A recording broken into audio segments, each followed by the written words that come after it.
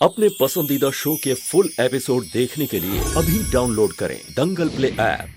शादी से पहले आप मैसेजेस में अपने दिल की बात ज़्यादा साफ तरीके से कहते थे।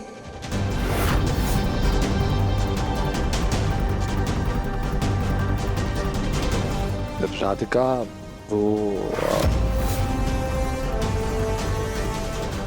आज आराम से। आज दिव्यम जी, हवा चल रही है ना, हम एक काम करते हैं, अंदर जाके चाय पीते हैं, ठीक है? वरना आपको ठंड लग जाएगी। हाँ हम चाय लेकर आते हैं। हाँ,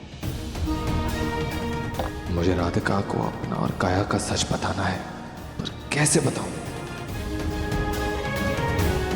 चलिए।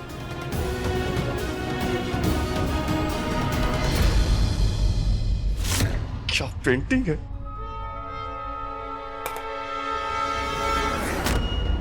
जीजा जी,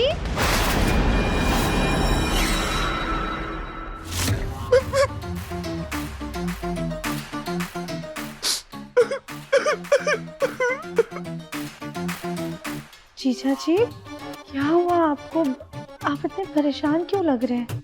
क्या बताऊं साली साहिबा, काया के चक्कर में मेरी ऐसी हालत हो गई। आप लोगों पर, आपके इस घर पर बोझ बन गया हूं मैं। उसको मनाने के चक्कर में नौकरी, पैसा सब लंदन छोड़ाया। नौकरी क्यों? तुमने तो कहा था कि तुम्हारा बिजनेस है।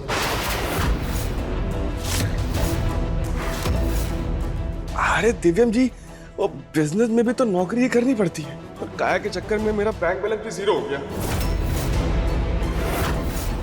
आधा पैसा उसके इलाज में लग गया और आधा पैसा उसे ढूंढने में। मेरी तो समझ में नहीं आ रहा, मैं करूँ तो करूँ क्या?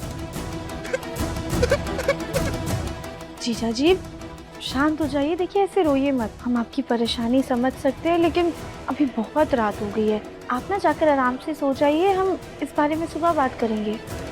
चलिए।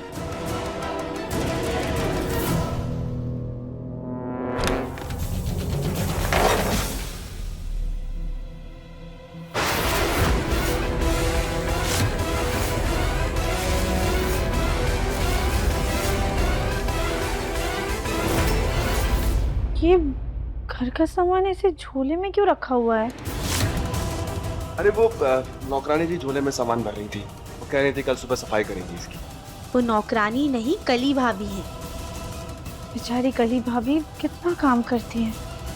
कोई बात नहीं, हम ही इसे साफ कर देंगे।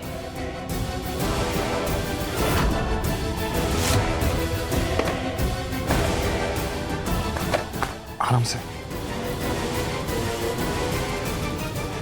मैं उठा देता हूँ, एक काम करता हूँ। हाँ। छोड़ दो तुम। इसे कहते हैं हाथ को तो आया पर मुंह न लगा। अब कुछ और दिन सब्र करना होगा।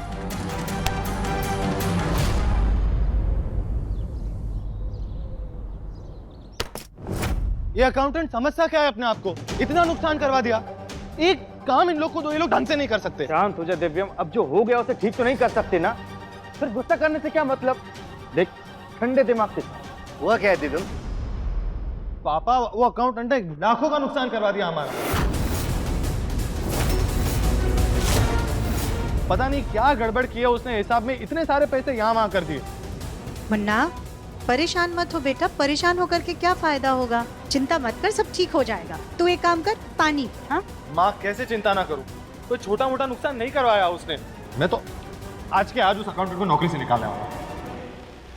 लेकिन दिव्यम, इतनी जल्दी दूसरा अकाउंटेंट कहाँ से मिलेगा? अभी टैक्स रिटर्न भी फाइल करने हैं। देखा जाएगा गोलू भैया, कोई ना कोई तो मिल ही जाएगा। अगर उस अकाउंटेंट को नौकरी पे रखा ना, तो पता नहीं आगे कितना नुकसान करवाएगा वो। दिव्यम जी, हम एक बात बोले। राधिका प्लीज, इस वक्त मुझे चाय, कॉफी, पानी कुछ भी नहीं पीना है। प्लीज मुझे मेरा काम करने दो आप लोग। दिव्यम जी, हम चाय कॉफी के बारे में नहीं बोल रहे हैं। हमारे पास आपकी मुसीबत का एक हल है। राधिका, तुम्हें हर बात में बोलना जरूरी होता है क्या? यहाँ पर बिजनेस की बात चल रही है, तुम्हारी टके की राय किसी को नहीं चाहिए। और वैसे भी हमारा बच्चा पहले से ही बहुत परेशान है, तुम उसे और परेशान मत करो प्लीज। माँ जी, हम तो बस इतना कह रहे थे कि हम किसी को जानते हैं जो अकाउंटेंसी कर सकता है।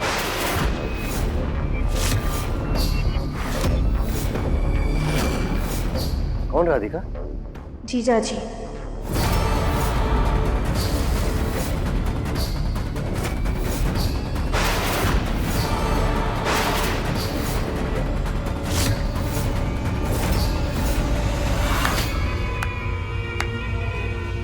वाह राधिका बहू वाह, भाई भाई बोल के मेरे गोलू को एक सस्ता कैमरामैन बना दिया और आज अपने चचेरी बहन के पति को इस घर की कंपनी में एक अकाउंटेंट की जॉब दिलवा रही हो।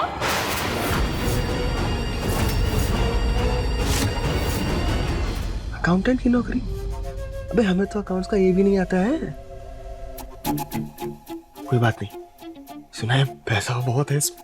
एक बार काम मिल जाने दे, फिर कुछ ना कुछ जुगाड़ लगा के सीख ही लेंगे। चुप! आज अपने बहन के पति को अकाउंटेंट बना रही हो, कल को पता चला ये पूरा का पूरा घर अपने बहन के नाम करवा रही हो। ऐसा कुछ भी नहीं है, हम तो बस सलाह दे रहे थे। राधिका, तुम्हारी सलाह किसी को नहीं चाहिए। किसी ने मांगी तुमसे सलाह, इसलिए अपनी सलाह अपने पास रखो। यहाँ पर बिजनेस की बात हो रही है, ये कोई अनाथालय नहीं है कि जिसको जब चाहा जब मन किया उठा कर लेकर चले आए। देखो राधिका, बुरा मत मानो लेकिन माँ सही कह रही है। और वैसे भी ये कोई छोटा मोटा काम नहीं है, बहुत बड़ी जिम्मेदारी है। इसके लिए हमें कोई तो बहुत ही भरोसेमंद इंसान चाहिए। हाँ दिव्यम, मुझे भी उस इंसान पे बिल्कुल भरोसा नहीं है। काया, तुम्हें अपने पति पर भरोसा नहीं है?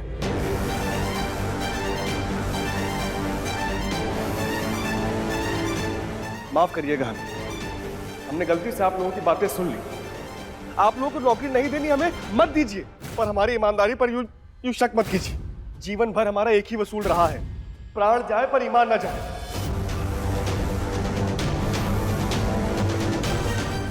ऊपर से हमारी धर्मपत्नी को हम पर विश्वास नहीं है। इससे अच्छा हम चुल्लू भर पानी में डूब के मर जाए। बेटा,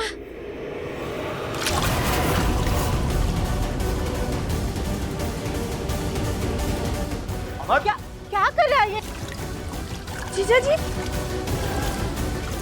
जीजा जी, जीजा जी क्या कर रहे हैं आप? जीजा जी उठिए, जीजा जी रुक जाइए। दिव्यम, तुम काया के पति को एक मौका दो। जग्गू, भले किसी के बारे में नहीं, पर काया के बारे में जरूर सोचो। उसने हमारी जान बचाई है। और राधिका भी गलत नहीं कह रही। ऑफिस में एक आदमी की जरूरत है और वो बस खाली सलाह दे रही है वहाँ किसी को रखने के लिए। हमें लगता है कि तुम्हें काया के पति को ये नौकरी दे देनी चाहिए।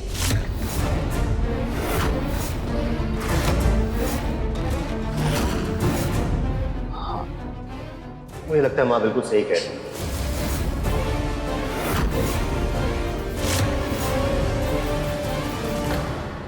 वैसे भी राधिका हमसे कभी कुछ नहीं मांगती। आज अगर उसने हमसे कुछ मांगा है तो हम मना नहीं करेंगे। अमर बेटा, तुम हमारी कंपनी में एज अकाउंटेंट काम करोगे। अकाउंट से रिलेटेड जितने भी काम हैं तुम संभालोगे। जी थैंक यू अंकल। तुमने ये जो रायता फैलाया है हम उसे समेट नहीं सकते काया। तुम्हारे नकली पति की सच्चाई हम किसी को बता भी नहीं सकते, लेकिन अगर इसकी वजह से हमारे बच्चे का कुछ भी नुकसान हुआ तो हम तुम्हें नहीं छोड़ेंगे। साली साहब, मैं आपका ये एहसान जिंदगी भर नहीं भूलूंगा। हम तो बस इतना चाहते हैं कि आप हमारी बहन का अच्छे से ध्यान रखें, उसके अलावा हमें और कुछ भी नहीं चाहिए। बिल्कुल रखूं।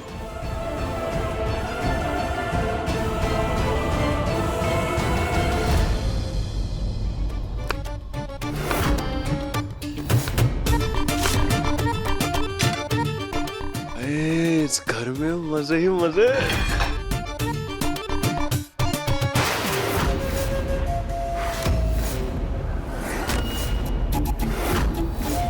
अरे वाह जीजा जी, इतने सारे अनानास। लगता है आपको अनानास बहुत पसंद है। अरे नहीं साली साहिबा, दरअसल ये अनानास तो हम अपनी काया के लिए ले जा रहे हैं। उसको अनानास बहुत पसंद है ना।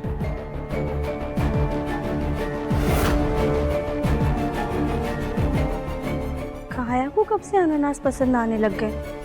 उसे तो इससे एलर्जी है ना, वो तो इसका एक निवाला भी नहीं खा सकती।